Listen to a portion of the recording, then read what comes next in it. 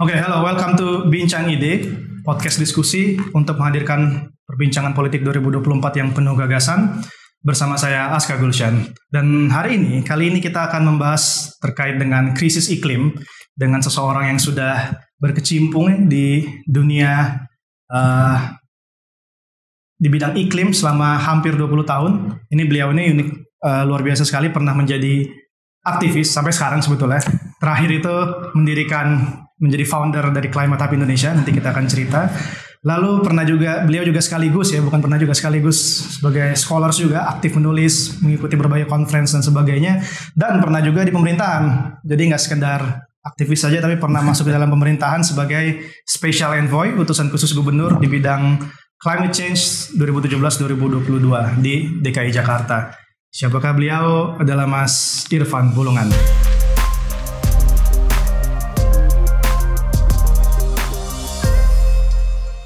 Halo Bang Irfan, thank you. Halo. Makasih waktunya Bang.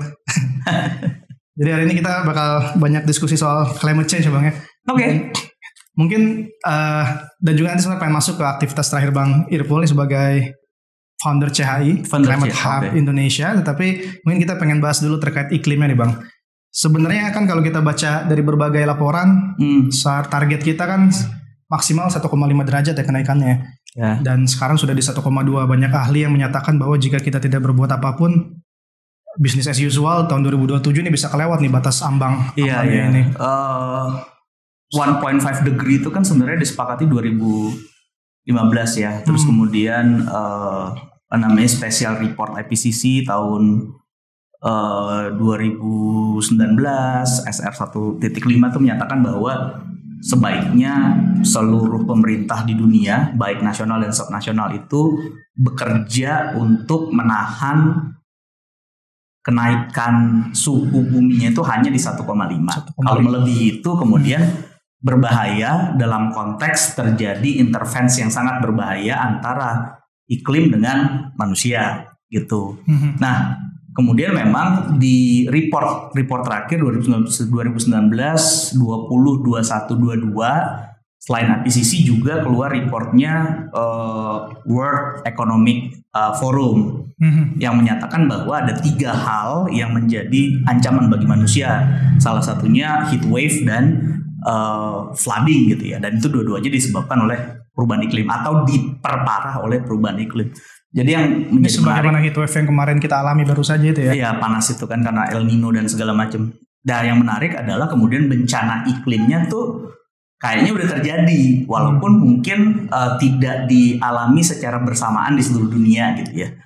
Nah, ini yang menarik menurutku, bukan saja report itu sebenarnya yang sudah memberikan forecast gitu ya, tapi juga kita sudah mengalami tuh kemarin kan jadi sajaknya seperti Joko Damono, hujan di bulan Juni terjadi, padahal Juni-Juli kan harusnya tidak hujan, tapi kemarin beberapa hari Juli tuh hampir seminggu gue rasa hujan terus di Jakarta. Seharusnya kemarau ya, normal. Harusnya kemarau gitu. Jadi tidak hanya iklimnya berubah, tapi bencananya kemudian sudah dirasakan gitu ya, bencana dan krisis iklim gitu.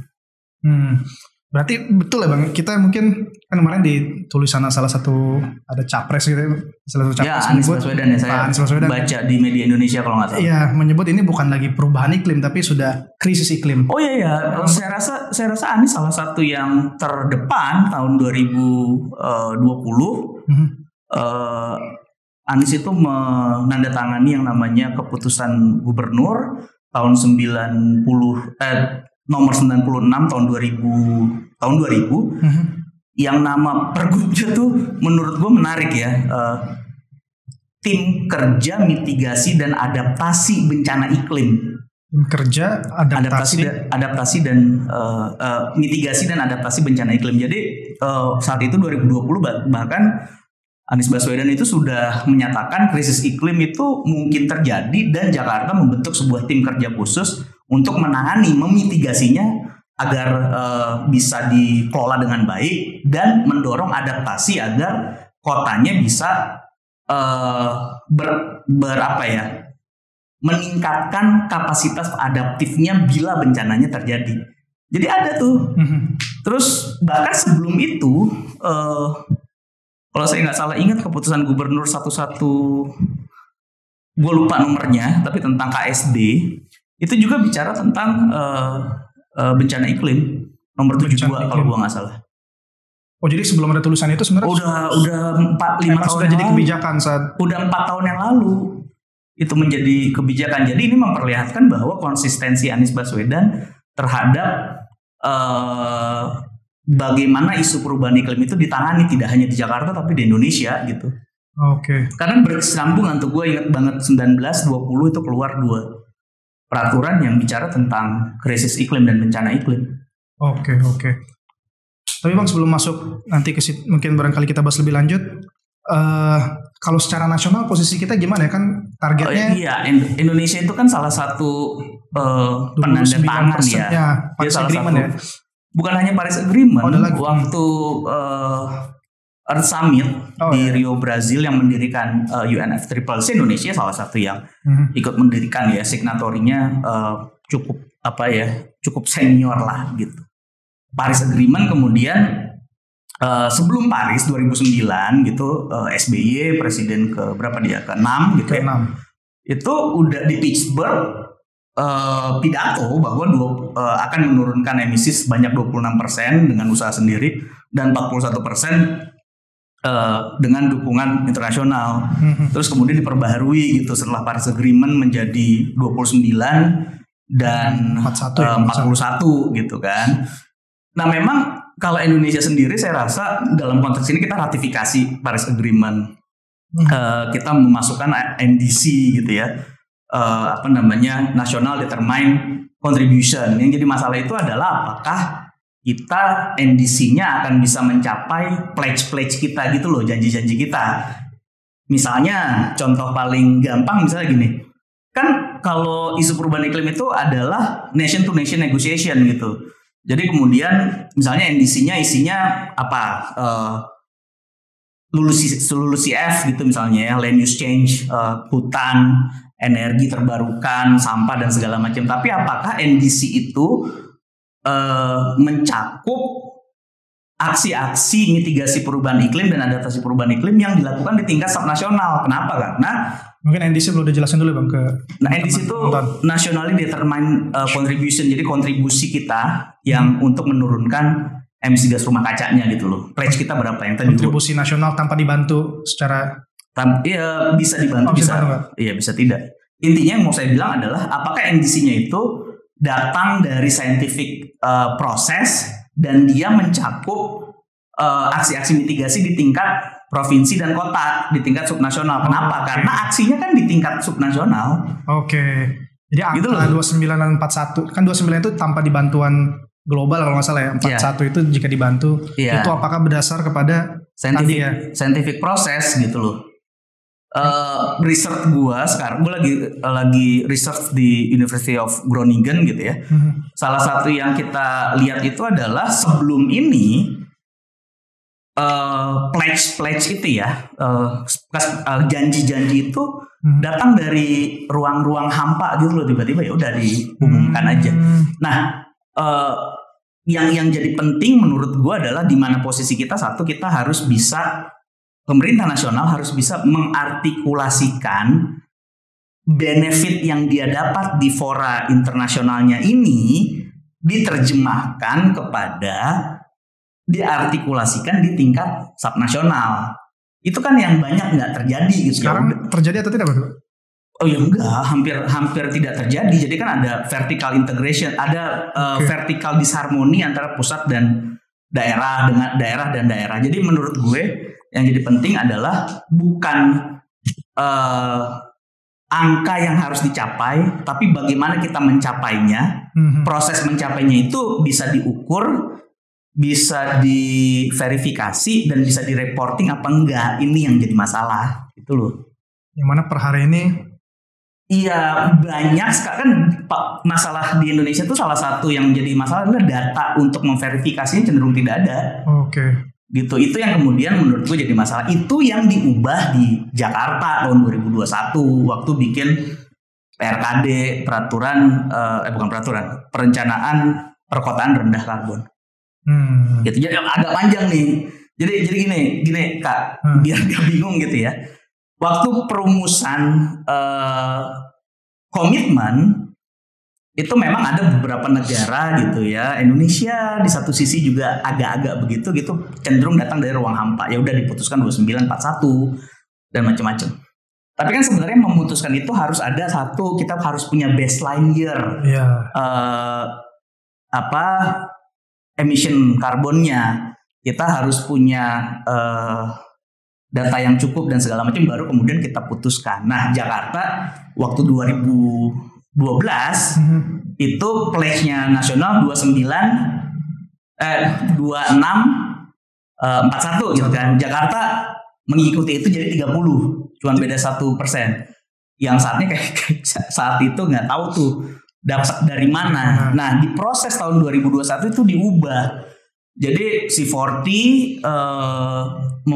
C40 ITB IJS Jepang membantu Jakarta menyusun emisi baseline-nya tahun 2010 dan menentukan bahwa kita yang paling mungkin, Jakarta yang paling mungkin menurunkan emisi gas rumah kacanya itu tahun 2030 berapa persen, tahun 2050 berapa persen gitu. Nah, proses itu kemudian yang menurut gua perlu menjadi acuan gitu, agar waktu kita menjanjikan proses penurunan itu scientific, bisa diukur, bisa diverifikasi, bisa direport. Yang Jakarta tahun berapa itu sorry Bang? 2021 itu baru berdasarkan itu ya, nggak tiba-tiba keluar saja angkanya tanpa ada landasan. Iya. Kalau kita membandingkan ya gitu. Lengkap dengan rencana-rencana strateginya. Lengkap ya, si perencanaan rendah karbon itu isinya ada dokumen Bang ya tadi perencanaan rendah karbon daerah PRKD. Kalau peraturan gubernurnya mah nomor 90 tahun 2021. Oke, jadi ini sudah terinstitusionalisasi. Ada. Dan itu peraturan kebijakan pertama di Indonesia yang menggabungkan mitigasi dan adaptasi di dalam satu kebijakan. Itu baru pertama. Gimana? Mungkin boleh dijelasin Bang? Oh iya, itu mitigasi, adaptasi dan... Iya, masalah besarnya kan gini ya. Di fora internasional, isu perubahan iklim itu banyak diskusinya di konteks mitigasi. Kenapa? Karena uangnya di situ. Bisa diukur. Lo kasih duit, lo turunin berapa. Gitu kan. Mitigasi itu kalau boleh dijelasin nih Bang? Mitigasi itu dia mencoba mencegah agar tidak naik tinggi gitu ya. Pencegahannya gitu ya. Pencegahannya tuh. Nah, kalau adaptasi itu lebih bagaimana lo adapt kepada iklim yang berubah kan gitu. Oke. Nah, kalau mitigasi pencegahannya, adaptasi setelah sudah ya, dan adaptasi kan nggak bisa diukur. Lebih sulit diukur lah, bukan nggak bisa, lebih sulit diukur. Nah, jadi di forum internasional diskusinya tuh lebih banyak di mitigasi dan duitnya juga lebih banyak di mitigasi. Adaptasi itu tidak banyak menjadi perhatian ya sampai akhir-akhir ini. Bahkan kalau lo lihat ada yang namanya Rencana Aksi Nasional Penurunan Gas Rumah Kaca, itu Perpres dulu ya, ini yang dulu nih. Terus ada di Perpres itu menurunkan Rencana Aksi Daerah Penurunan Emisi Gas Rumah Kaca, itu peraturannya peraturan gubernur, peraturan daerah. Maksudnya dulu masih zaman Pak 2012 masih Pak SBY saat itu ya. Masih Pak SBY 2012 sampai kalau Jakarta berarti 2012 sampai 2021. Berapa tahun sudah disusun planningnya sebenarnya. Udah. Ya itu kan proses berkesinambungan dan ya kalau mau ngomong jujur, SBY salah satu leader global yang menunjukkan kepemimpinan itu sampai di di isu-isu di forum-forum UNFCCC ya. Nah, adaptasi itu nggak pernah ada kebijakannya.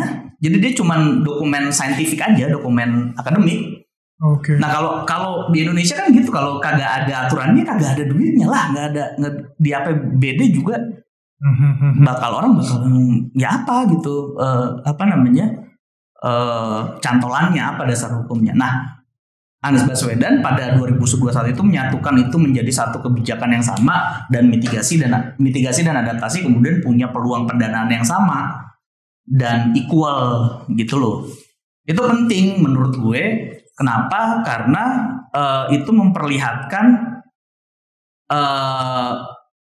proses menanggulangi perubahan iklimnya itu komprehensif dan robust gitu loh. Jadi selama ini hanya fokus ke mitigasi, nggak pernah ada strategi konkret untuk adaptasi. Bukan. Jadi ini salah satu yang pertama gitu Bang di DKI waktu itu yang melaksanakan itu. Iya. Salah satu yang pertama. Even di tingkat nasional juga adaptasi belum tersentuh gitu. Even di tingkat nasional. Oke. Kalau gua nggak salah waktu kita bikin pertama ada 7 pilot project di bawah Bappenas dan ICCTF. 7 itu pilot project, belum jadi kebijakan. Tapi setelah 2022 kayaknya ada 1 provinsi, gue lupa mana ya, di Sumatera kayaknya. Jadi udah ada 2 lah sekarang setahu gue. Tapi Jakarta yang pertama. Oke Bang, berarti secara nasional, tapi kan tadi kalau misalnya baru mitigasi saja, adaptasi belum dan sebagainya, dan belum ada, bahkan tadi angkanya keluar dari ruang hampa tadi ya, istilahnya Bang Irfan.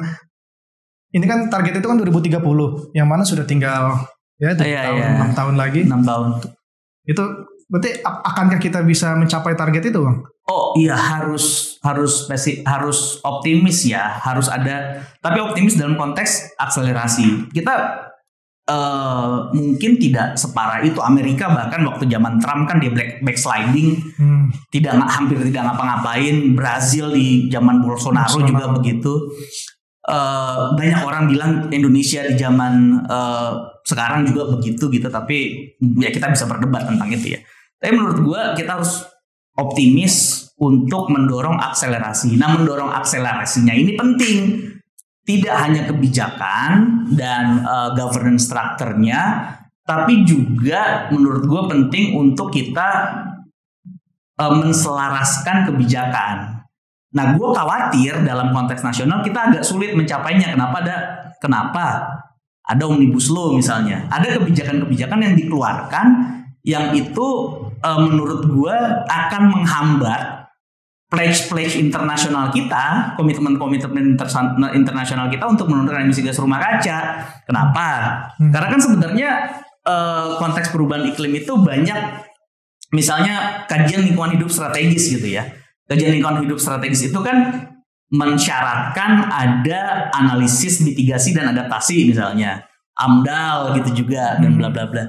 Nah, mempermudah dan banyak memotong prosedur-prosedur yang untuk safeguard lingkungan dan pada akhirnya membantu mitigasi dampak perubahan iklim gitu ya, atau menghentikan peraturan-peraturannya tidak harmonis gitu loh. Memang kita punya pledge yang tinggi, tapi banyak keluar peraturan-peraturan yang menurut gua akan berdampak negatif terhadap capaian-capaian yang kita janjikan gitu loh. Termasuk yang Omnibus terakhir itu berarti yang banyak. Bukan termasuk, itu salah satu yang utama.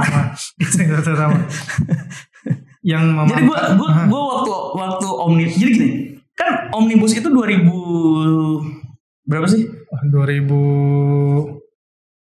sisa kapan ya? 2020-an gitu kan. 20-an. Kayaknya ya, kalau gue nggak salah, gue bisa salah dan harus cek ulang. Kayaknya proses pembahasannya tuh barengan sama bikin NDC gitu loh. Kan? Jadi kita lu baca Bobo nggak waktu kecil? Ada tokoh namanya Paman Kikuk gitu loh. Jadi Kikuk aja gitu loh, setengahnya bicara sustainability, climate change dan segala macam. Sebelahnya lagi bicara bagaimana economic growth yang gergantuan gitu, gergantuan atau ibu gitu kan.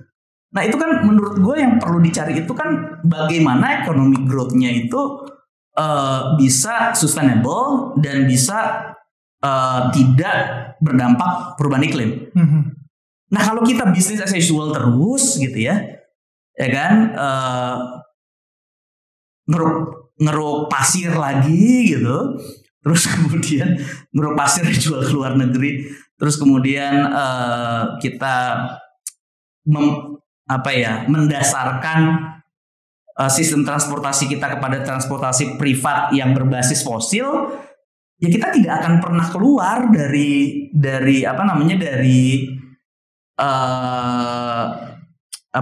kita akan terjebak terus gitu. Ada pledge tapi kemudian kita akan sulit mencapainya. Gitu. Jadi benar-benar harus ada transformatif action gitu dan akselerasi. Harus ada perubahan. Harus ada perubahan berarti Bang. Harus ada perubahan.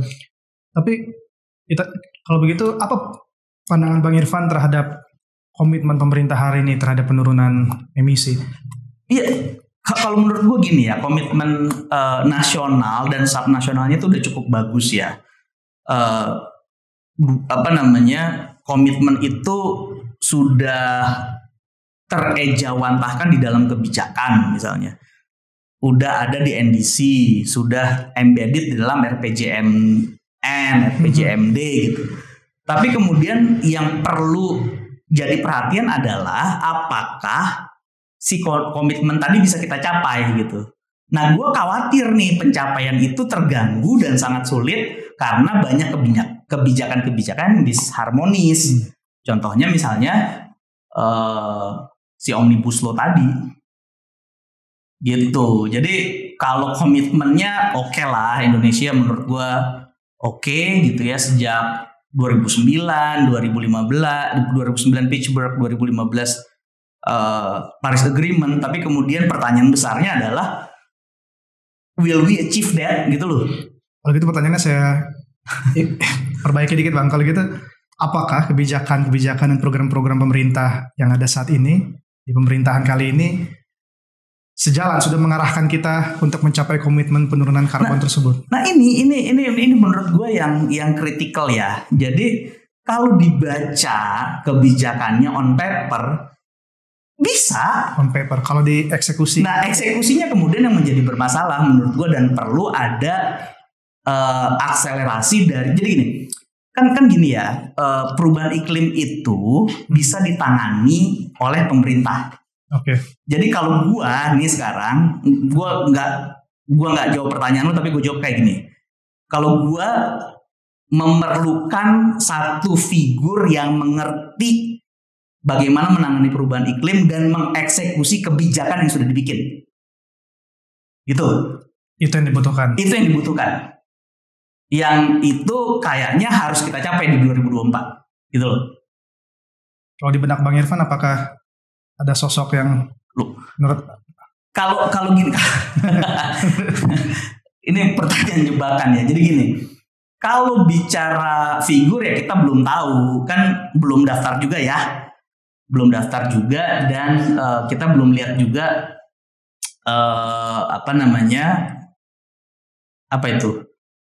agenda dan program yang dibikin. Tapi kita bisa cek dari kebijakan yang dia bikin atau kebijakan yang pernah dia bikin. Nah, menurut gua peraturan gubernur nomor 96 2020 90 2021 itu menunjukkan pengetahuan yang komprehensif dan kemampuan mengeksekusi yang cukup baik dan terlihat berkesinambungan gitu loh. Peraturan gubernur ya Anies Baswedan.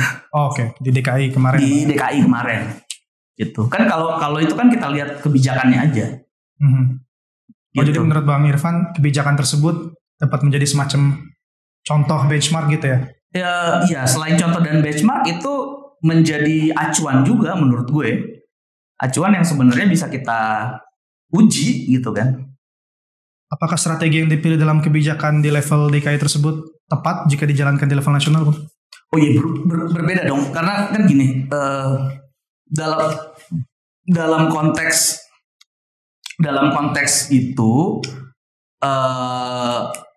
perbedaannya tentu nanti bicara tentang misalnya kalau Jakarta itu kan prioritasnya itu di penggunaan energi gitu ya, just energy transition di transportasi dan di residensial gitu ya. Terus ada waste management, terus kemudian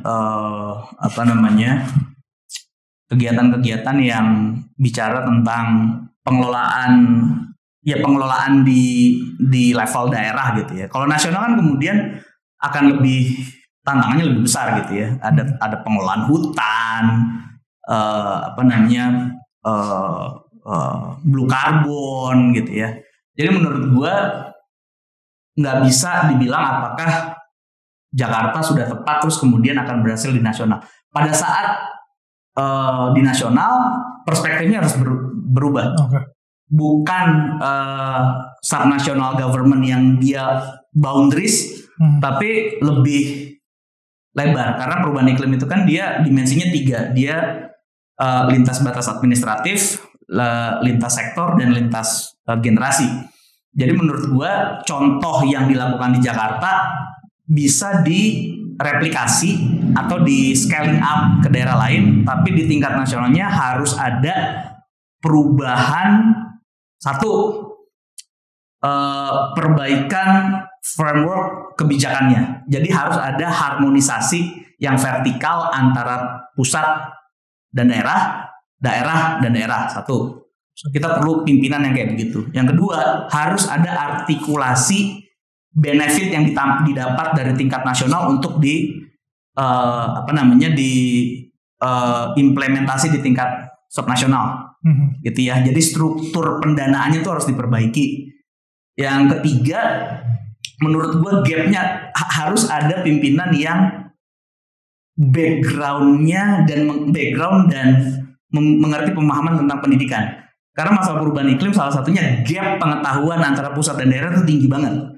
Itu harus disamain gitu ya. Sehingga tidak ada lagi disharmonisasi kebijakan dan peraturan. Yang keempat, menurut gue kemudian bagaimana menempatkan posisi Indonesia di dalam konteks negosiasi globalnya. Kan yang jadi masalah sekarang kalau negara-negara aneks 1 itu kan dia pertumbuhan ekonominya sudah dicapai di tahun 60-an, 70-an gitu, dan kita masih menuju ke sana. Nah, negosiasinya itu adalah bagaimana kita bisa mencapai itu dengan cepat tapi tidak memiliki dampak yang besar terhadap perubahan iklim. Nah, itu kan negosiasi internasional tuh, karena bicara tentang teknologi transfer, bicara tentang macam-macam. Nah, kita butuh pimpinan yang kayak begitu menurut gua. Punya kemampuan untuk mengatasi 4 kriteria yang tadi. Oke. Gitu. Kalau untuk kepemimpinan hari ini menurut Bang Irfan seperti apa, Bang? Itu dalam menjalankan 4 hal tadi, apakah sudah dilaksanakan dengan komitmennya menurut gue oke, tapi gue banyak mempertanyakan apakah kita akan mencapai ke sana. Tapi kalau gue jawab satu aja lah ya. Ya jelas-jelas yang vertical integration-nya sampai sekarang nggak tercapai gitu kan. Struktur pendanaan di tingkat daerah juga nggak pernah terjadi. Udah dua tuh gue jawab. Siap. Karena tadi Bang Irfan menyatakan butuh pemimpin yang mampu memenuhi 4 hal tadi. Iya. Oke, siap.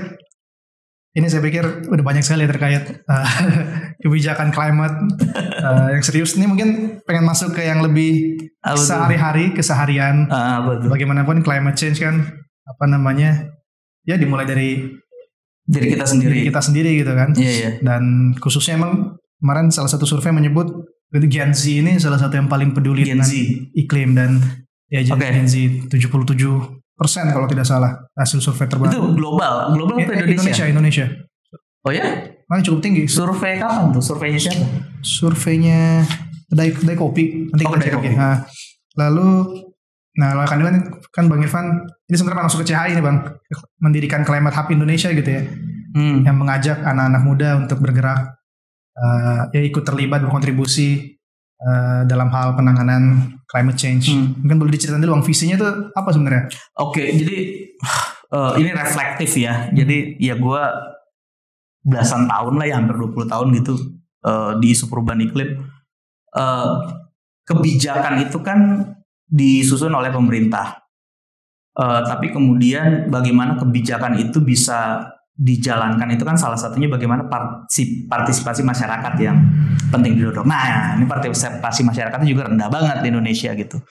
Nah, waktu itu kita berpikir kayaknya kebijakan-kebijakan yang sudah dibikin ini perlu tidak hanya diimplementasikan dalam konteks governance gitu ya atau program pemerintah, tapi perlu ditangkap oleh massa yang mengerti apa yang dialami gitu. Karena survei yang kita bikin dulu tentang perubahan iklim sebelum bikin Climate Hub Indonesia itu adalah orang merasakan perubahan iklimnya, tapi dia nggak tahu apa yang terjadi. Jadi kan knowledge-nya knowledge-nya tuh apa ya, ada gap knowledge gitu. Dan itu perlu ada pemahaman yang dibangun gitu bersama massa yang lebih besar, anak-anak yang masih apa ya, so-called Gen Z gitu, agar mereka mengetahui, tidak hanya mengetahui perubahan iklim, tidak hanya merasakan, tapi juga mau bergerak untuk melakukan sesuatu dan menjadi mitranya pemerintah gitu di tingkat nasional dan subnasional untuk bisa memitigasi dan beradaptasi terhadap perubahan iklim. Gitu. Visinya sih kayak gitu. Sambutan tuh gimana Bang dari anak-anak muda Gen Z? Kalau sambutan ya luar biasa. Sekarang anak-anak muda yang sudah engage dengan Climate Hub Indonesia itu kita hitung per Juni 2023 itu sekitar 2.300 orang dari seluruh Indonesia. Dengan yang terkuat di Jakarta dan Bandung gitu ya. Tapi udah engage-nya udah sampai ke mana ya, Papua, Tobelo gitu-gitu. Ada peserta yang dari Konawe gitu-gitu. Oh, jadi udah benar-benar Iya, jadi gini, jadi permasalahannya itu adalah mereka mau tahu, tapi kemudian kan seperti di Jakarta muatan lokalnya kan hilang tuh, muatan lokal tentang perubahan iklim ya, di 2015 atau 2014 gue lupa. Jadi mereka pengen tahu dan mencari di luar sekolah gitu. Itu satu. Yang kedua, dampak pandemi 2 tahun itu mereka nggak bisa kemana-mana, jadi banyak dari Gen Z ini nggak punya temen gitu ya, karena sekolahnya online. Nah, waktu kita bikin Climate Hub itu semua kegiatannya offline, nggak ada yang online. Itu yang daftar, kalau kita bikin kegiatan kreatif design thinking tuh bisa 200-300 orang. Kita bikin kegiatan yang namanya jaga demokrasi kita gitu ya, itu pendaftarnya ya segitu 300-200 orang, dan kami hanya bisa mengambil 100 biasanya setiap bulan kegiatan. Oke. Berarti Bang, dengan melihat setelah berinteraksi dengan anak-anak muda itu, mungkin sekaligus pertanyaan terakhir ya, apakah Bang Irfan optimis terkait masa depan Indonesia dalam menghadapi krisis iklim? Iya, tapi sebelum ke situ ya, itu gue jawab, Climate Hub Indonesia itu sedang mengadakan program magang. Ada 14 anak yang sedang magang di Climate Hub Indonesia. Mereka baru lulus kelas 12, sudah diterima di UI, UGM, ITB, veteran pembangunan gitu ya. Jadi mereka lagi nunggu saat ospek, mereka magang di sini, mereka bikin survei. Nah, salah satu yang menarik dari survei itu adalah Gen Z umur 17 sampai 20 tahun itu sepakat untuk mengkampanyekan perubahan iklim agar diatasi oleh pemerintah nasional. Jadi mereka punya perspektif itu, bahwa pemerintah nasional perlu lebih serius untuk menurunkan emisi gas rumah kaca, mendorong adaptasi, dan pemerintahlah yang paling bertanggung jawab kalau kita tidak bisa mencapai. Ini bukan gua loh ya. Kata anak-anak muda. Anak muda Indonesia, surveyornya itu anak-anak muda, 14 orang umur 17 tahun, yang disurvei 17 tahun sampai 20 tahun dari seluruh Indonesia, 672 orang. Dilakukan bulan Juni sampai Juli 2023. Oke, belum lama. Jadi belum lama. Jadi selesainya tuh surveinya tuh sekitar 5 atau 6 Juli gitu ya. Nah, temuannya itu bahwa mereka bahwa Gen Z perlu mengkampanyekan agar pemerintah agar isu perubahan iklim itu ditangani dengan lebih baik untuk mencapai komitmen, gitu ya. Karena mereka menganggap pemerintah nasional yang paling bertanggung jawab untuk menurunkan emisi gas rumah kaca. Nah itu kan kalau kita elaborasi lebih dalam berarti mereka menganggap ada yang kurang. Ini bukan gue yang ngomong ya. Ini anak-anak umur 17 sampai 20 tahun. Itu satu.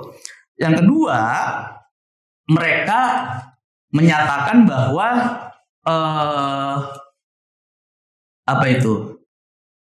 menyatakan bahwa krisis iklim itu harusnya menjadi dasar perumusan kebijakannya, gitu loh. Kenapa? Karena mereka sudah mengalami, mereka sudah merasakan, gitu. Jadi yang menarik di sini menurut gue adalah ini menunjukkan bahwa generasi Z, gitu ya, generasi pemuda Indonesia sedang berpikir nih bahwa ada permasalahan, ada ketidakpastian bahwa kita akan mencapai komitmen kita yang lo tanyain tadi.